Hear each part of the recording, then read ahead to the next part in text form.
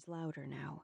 Now that the trees were thinning, he could see daylight and the twin-engine helicopter hovering high above the LZ clearing, but he didn't allow himself any relief. He wasn't free yet, not even close. The next explosion sounded seconds later, and as he pulled the canister of blue smoke free from his LBV, there were more cries of pain. Good. He hoped he got all of them. He'd brought 3 different canisters, each of which signaled something different. Blue meant that he was coming out hot and they needed to make a fast exit. The only time he would have needed it was if his radio had been busted, but since he'd already relayed to the pilot that he'd been burned, there was no need to signal.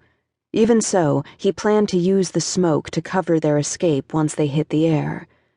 Gunfire still sounded in the distance behind him, so he knew he hadn't gotten them all. Sweat poured off him as he burst into the clearing. The Huey rose, but a rope dropped immediately. His legs and lungs burned as he ate up the distance to his freedom. As he reached the dangling line, he immediately hooked the carabiner to the harness he wore. His entire body jerked as the chopper lifted higher and he left the earth far behind. He didn't let his guard down. The wind whipped around him, the sound of gunfire and shouting into his radio fierce. He twisted just in time to see at least a dozen men spill into the clearing like cockroaches. As he released the top on the smoke canister, a sharp pain pierced his upper leg, then his shoulder. "Fuck, I'm hit," he ground out, letting the pilot know, even though above him he could hear the backup team returning fire with rapid speed. Adrenaline still pumping through him, he hauled back and threw the canister like a football. Blue smoke rolled everywhere, the color invading the air and whipping around with the wind, completely covering the men below and destroying their visibility. As he was winched up, he gritted his teeth against the pain shredding through him. Each tug and swing with the wind increased his aching. He couldn't tell if the bullets had gone through, but he'd find out soon enough. After what felt like an eternity, he was finally hauled into the belly of the Huey to find 2 Marines he'd gone on missions with before, a Navy medic, and an older guy in a suit he didn't recognize. Cade blinked, trying to get his bearings, but his vision was starting to blur. One of the Marines started applying pressure to his shoulder, while the medic ripped open a packet of QuickClot and poured it on his leg wound. The unknown man sat there, strapped in, as he watched with piercing green eyes that made Cade feel as if the guy could see right through to his soul. What the hell?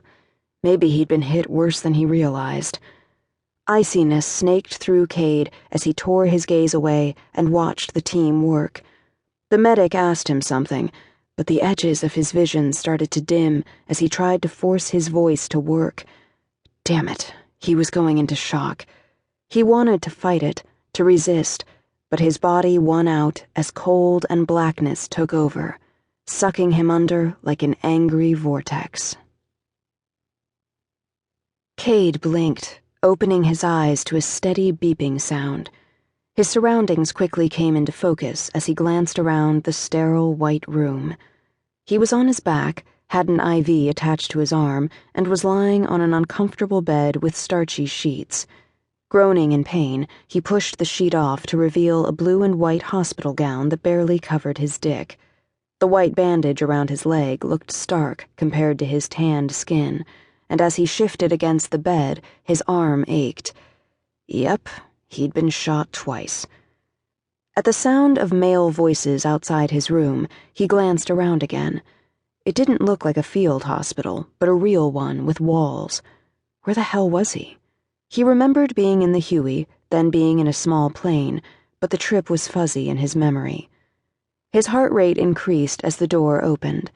The man from the chopper stepped inside, holding a manila folder. He wasn't wearing a suit now, but slacks and a green polo t-shirt. His eyes widened a fraction when he met Cade's gaze before he ducked back out, still keeping the door propped open. He spoke in low tones to someone, then stepped back inside with Colonel Abraham Winters, Cade's commander. He tried to push up, but the colonel frowned. "At ease, son." Cade semi-relaxed against the bed, but reached for the remote to push his bed up to a sitting position and pulled the sheet over his lap. He was sure the 2 men didn't want to see his junk any more than he wanted to flash them.